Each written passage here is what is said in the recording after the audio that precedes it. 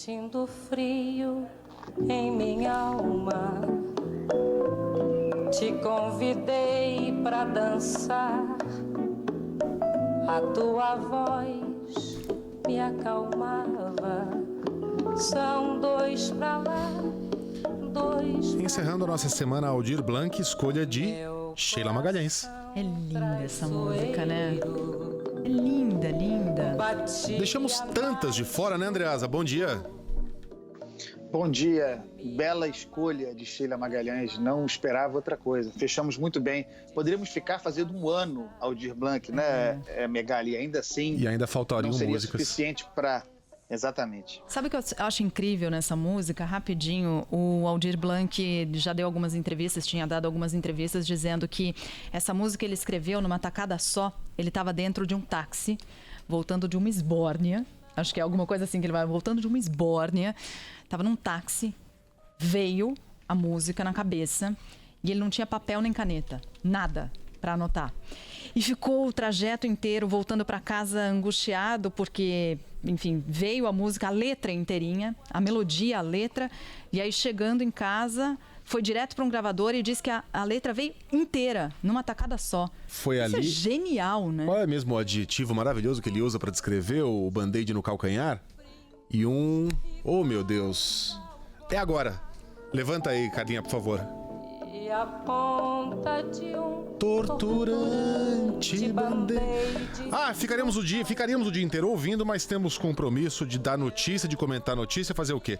E o assunto de hoje é aquela marcha de Bolsonaro, Paulo Guedes, empresários, lobistas, gente que foi pega de surpresa, que quando foi ver já tava lá entrando no Supremo, o que eu tô fazendo aqui? E tava feito. Mais um capítulo exótico da nossa história recente, Andreasa.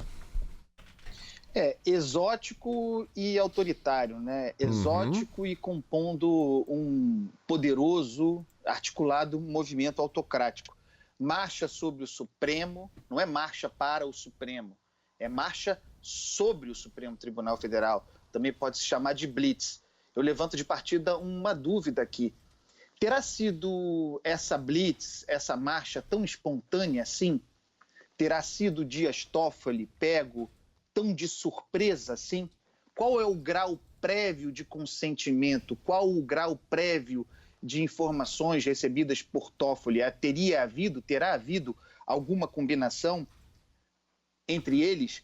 Toffoli fez vazar, logo depois da visita do presidente, informações de que estaria contrariado, de que não teria gostado. Os outros ministros do Supremo certamente não gostaram, com exceção do Marco Aurélio, que é sempre exótico, aí sim, querendo ser o diferentão, preocupado com o café servido ao presidente, parece não estar vivendo sob o mesmo momento que nós. De toda maneira, a participação do Toffoli, antes de avançar na mensagem da marcha, a participação do Toffoli no encontro me pareceu muito pouco desconfortável, me pareceu bastante à vontade, encaixando o discurso dos empresários, do presidente da República, de flexibilização, de demolição do nosso programa, chamemos assim, de distanciamento social. Não se ouviu ali da parte do ministro do Supremo, que se comporta como um agente político, lamentavelmente, mas já que assim que pelo menos tivesse feito uma referência sobre o número de mortos,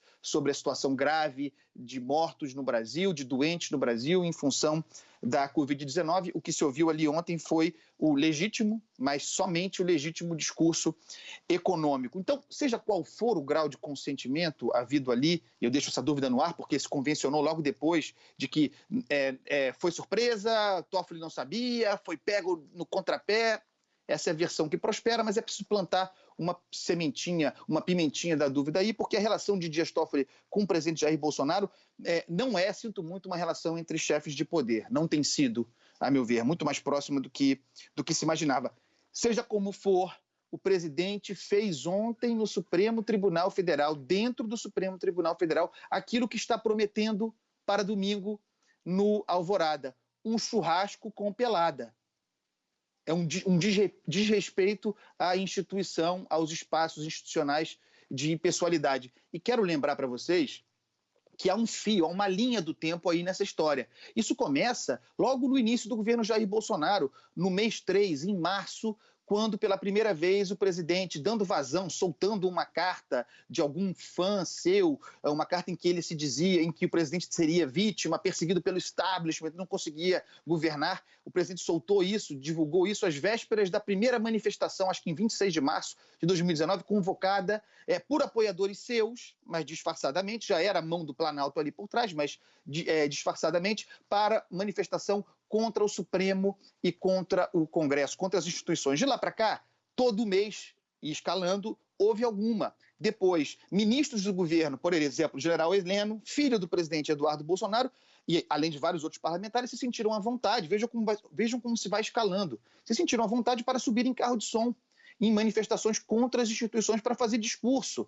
Até o dia recente, já em março de 2020, em que o presidente da República, nós já sob a peste, e a peste acelera esse processo, a peste cria uma espécie de blindagem para que a irresponsabilidade do presidente prospere, a blindagem é da responsabilidade alheia, até que o presidente fosse ele mesmo a manifestações. Já o fez 2 ou 3 vezes. Houve aquela bizarra, a palavra é essa, grotesca, autoritária, discursando de frente ao quartel-general do Exército, cedo ou tarde, porque vejam, a escalada começa meramente retórica, lá em março de 2019, e vem meramente retórica. Fala. Aos poucos, agentes do governo, eles mesmos começam a fisicamente participar das manifestações. Até o dia, obviamente, quem se surpreende com isso, que surpresa há? Até o dia em que o presidente, ele próprio, deixando o discurso de lado, botaria o seu corpo fisicamente em ações como essa, em atos como esse. Obviamente, chegaria o dia em que ele se sentiria à vontade, combinado ou não, para marchar sobre o Supremo Tribunal Federal, para constranger o Supremo Tribunal Federal, para constranger particularmente o ministro Alexandre de Moraes. É preciso dar nome aos bois. Essa foi uma investida contra Alexandre de Moraes, querendo dividir com o Supremo a responsabilidade sobre a inevitável crise econômica que virá. Ninguém nunca disse que viria. Alexandre de Moraes, aquele que determinou que o presidente não poderia interferir em decretos dos governadores e dos prefeitos. Afora isso, veremos como reagirá aquele que está com a faca nos dentes, o ministro Celso de Mello. Tem pressa e está trabalhando.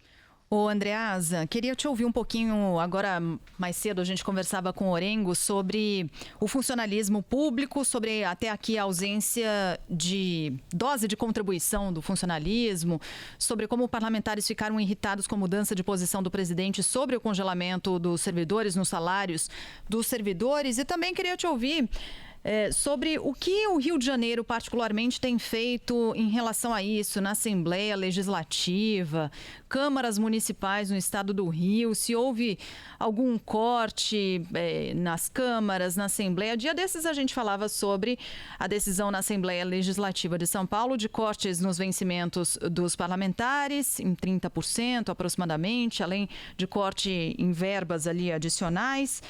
Mas aí veio uma decisão do Tribunal de Justiça derrubando uma parte desses cortes previstos. É brincadeira. Como é que está isso? Queria te ouvir sobre isso também e ouvir um pouco sobre particularidades do Rio de Janeiro.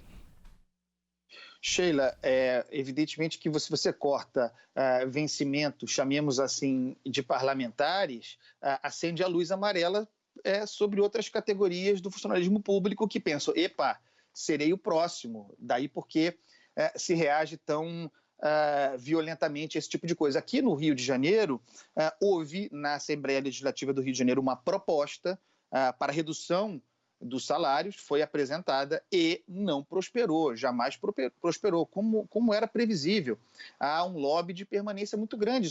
Esses senhores estão em todo o Brasil legislando em causa própria, eles têm a caneta na mão para se blindar, ao contrário de todos nós aqui que somos ligados à iniciativa privada, que dependemos da iniciativa privada. A única coisa que aconteceu aqui, positiva, aliás, derivando de grande pressão feita, é preciso elogiar, feita pelo Rodolfo Schneider aqui no nosso jornal local, no Band News Rio, primeira edição, cobrando que a Alerj, não apenas a Alerj, mas a Alerj reagiu, cobrando que a Alerj abrisse mão de uma parte dos seus fundos. Essas instituições, Tribunal de Justiça, Defensoria Pública, a própria Alerj tem fundos milionários. E a Alerj, que tem um fundo milionário, abriu parte, acho que doou algo como 100 milhões, posso estar errado, para o governo do estado combater a Covid-19. Foi uma iniciativa, mas é a única de que eu tenho lembrança. E o seguinte, Sheila, o presidente Jair Bolsonaro recuou. Ele não mudou de ideia não, tá? Ele apenas recuou sob grande pressão, a corda esticou ali com Paulo Guedes,